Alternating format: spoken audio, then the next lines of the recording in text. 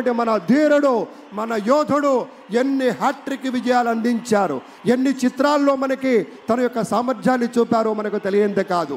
అదొక్కటే కాదు పెద్దలారా, బాలయ్య బాబు గారి గురించి చెప్పుకుంటే బసవరామ తారకం ట్రస్ట్ పేరిట ఆయన అందించేటువంటి సేవలు అనుపమానం, అద్భుతం. క్యాన్సర్ వ్యాధితో బాధపడుతున్నటువంటి అనేక మంది ఆర్తుల్ని రక్షించడం కోసం బసవతారకం ట్రస్ట్ పక్షాన విశేషమైనటువంటి రీతిలో సేవలు అందిస్తున్న బాలయ్య బాబుకి జై.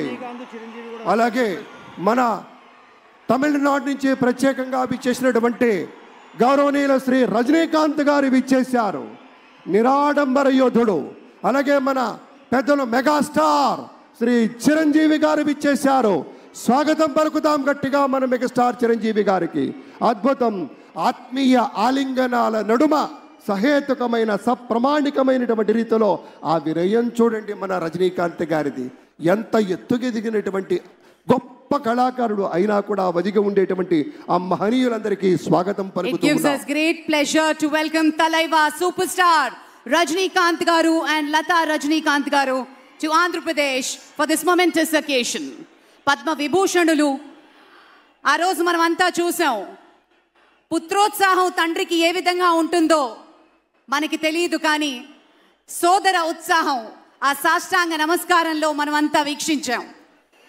ఆప్యాయత, అనురాగం, అనుకున్నది సాధించి పవన్ కళ్యాణ్ గారు సోదరుడు మెగాస్టార్ గారికి సాష్టాంగ నమస్కారం చేసిన తరుణం మనందరి కళ్ళల్లో కూడా నీళ్ళు వచ్చాయి, ఆనంద బాష్పాలు వచ్చాయి.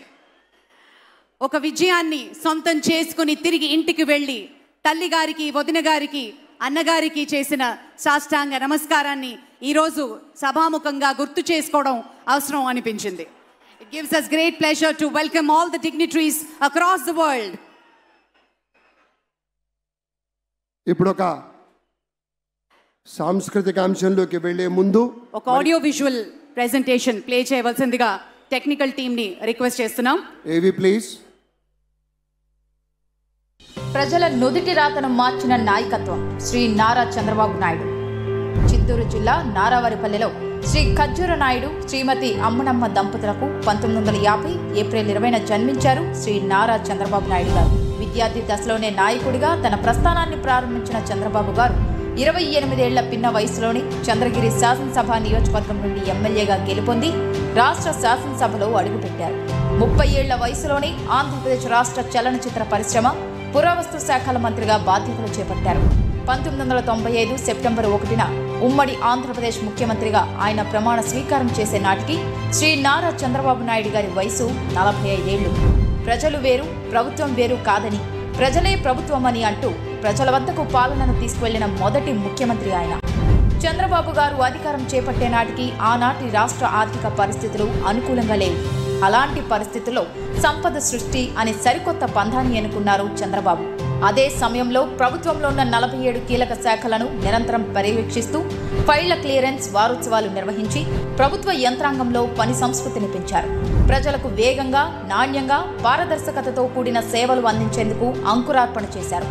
భారీ వర్షాలు, తుఫాన్లు సంభవించిన ప్రాంతాలకు 24 గంటల వ్యవధిలోనే ముఖ్యమంత్రి చేరుకొని పరిస్థితులు సాధారణ స్థితికి చేరే వరకు అక్కడే మకాం వేసేవారు. దీంతో పనిచేసే ముఖ్యమంత్రి అనే పేరును చంద్రబాబు పొందారు. జన్మభూమి, శ్రమదానం అంటూ అభివృద్ధిలో అన్ని వర్గాల ప్రజలను భాగస్వాములను చేశారు. స్వచ్ఛ ఆంధ్రప్రదేశ్కు ఆనాడే బీజం వేశారు. దేశంలోనే మొట్టమొదటిసారిగా ఈ గవర్నెన్స్ కు నాంది పలికారు. పేదరికంతో సతమతమయ్యే పల్లెల్లో చంద్రబాబు ప్రభుత్వం ఏర్పరిచిన స్వయం సహాయక సంఘాలు కొత్త